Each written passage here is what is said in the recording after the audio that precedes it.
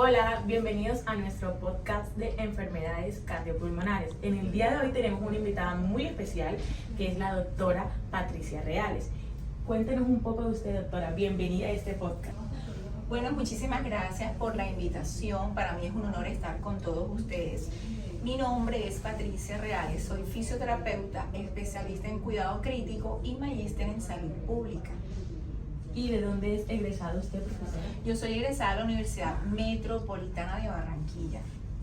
Ella nos va a estar ayudando a resolver muchas inquietudes que tengamos sobre las enfermedades cardiopulmonares. Doctora, coméntenos, ¿qué son las enfermedades cardiopulmonares? Bueno, las enfermedades cardiopulmonares son aquellas patologías que van a afectar todo el proceso fisiológico de la respiración. Es la imposibilidad que tiene el individuo, ya sea de una alteración intra o extrapulmonar, para realizar la respiración. ¿Qué patologías se encuentran más frecuentes en las enfermedades cardiopulmonares? Las patologías más frecuentes a nivel cardiopulmonar son enfermedades obstructivas y restrictivas, entre ellas las más frecuentes, el EPOC, la fibrosis quística, el asma bronquial y pues obviamente en niños la bronquiolitis, el crup laringio y el asma bronquial también. Gracias. Doctora, ¿qué sintomatologías son más frecuentes en estas enfermedades cardiopulmonares? Bueno, se caracteriza primero por una disnea, presencia de tirajes de esfuerzo respiratorio, utilización de músculos accesorios, tos persistente, disconfort toracoabdominal. Y bueno, hay otras patologías, dependiendo de la severidad del caso, que la sintomatología disminuye. En unos casos va a depender la severidad de la misma. Y doctora, cuéntenos, ¿qué síntoma nos indica que el paciente está más comprometido?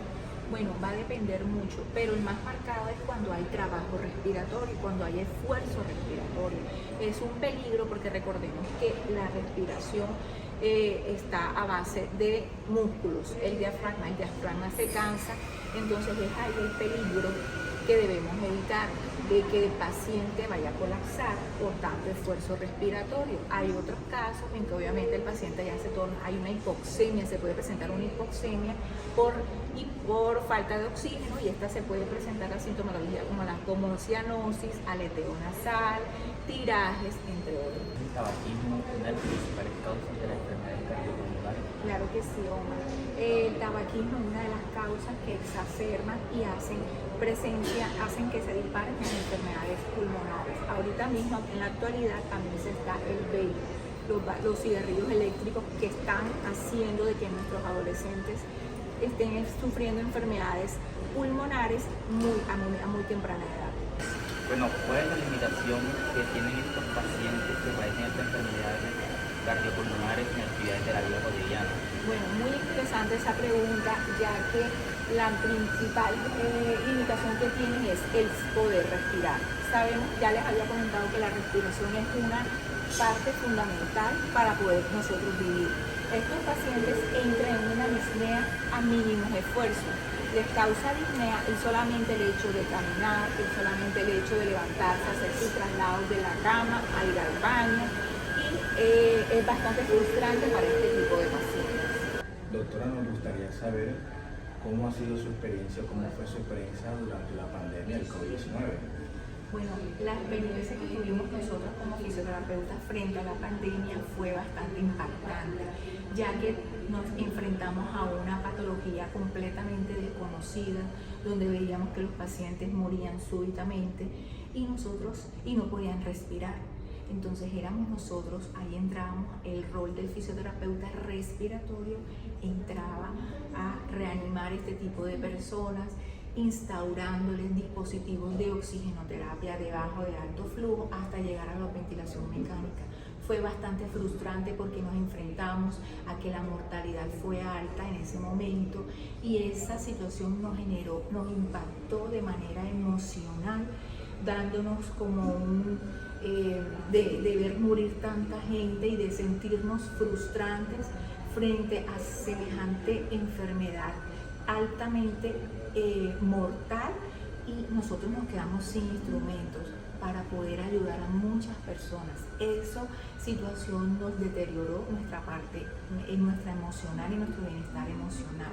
Fue muy, muy fuerte, pero bueno, gracias a Dios salimos adelante y estamos aquí pues contando la experiencia. ¿Cuál de esta experiencia que vivió durante el COVID-19 le ha marcado personalmente a usted?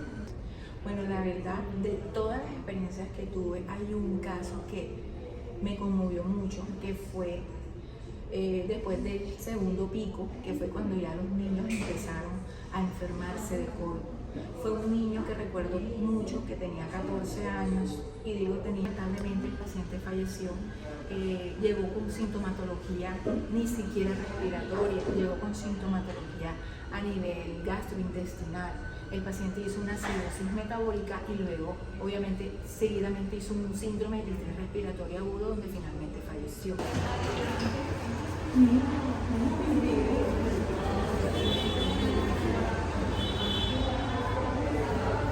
¿Puede explicar qué clase de equipos utilizan para los pacientes con enfermedades cardiopulmonares?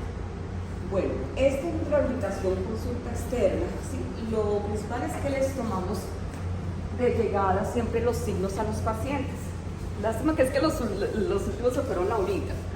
Bueno, que acá en el monitor nos muestra lo que es la frecuencia cardíaca, la presión arterial y la saturación de oxígeno. Tabla que acá les anotamos los signos de ingreso, saturación, frecuencia cardíaca y la presión arterial. Si en algún momento tienen alguna alteración, ya sea que esté muy alta la presión o muy bajita, si está alta puede ser de pronto que vienen a la carrera o que definitivamente los medicamentos no están funcionando.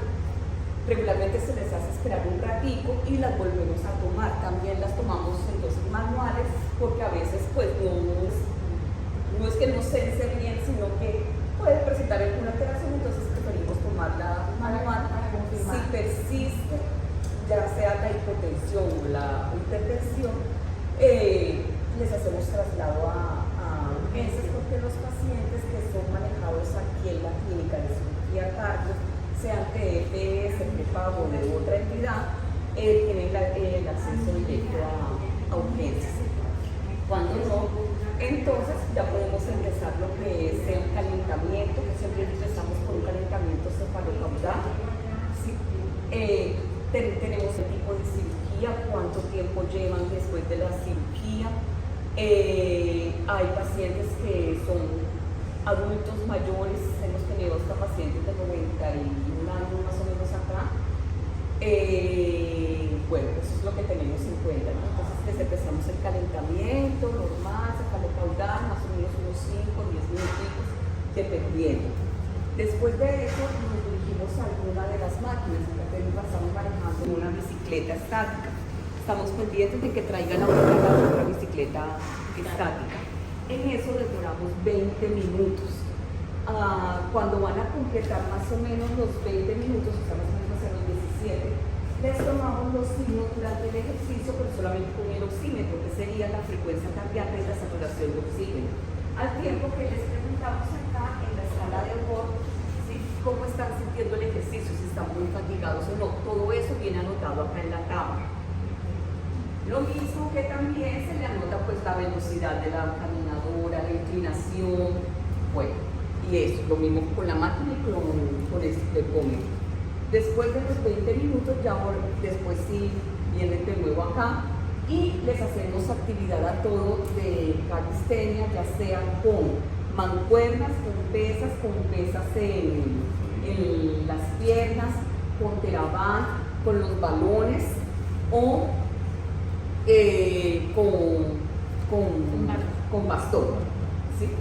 En eso trabajamos todo lo que es tren superior y tren inferior. Ya ahí son más o menos entre 10 y 15 minutitos, dependiendo de la resistencia, y acabamos con estiramientos. Los estiramientos los hacemos de no cefalocaudal, sino autocefálico.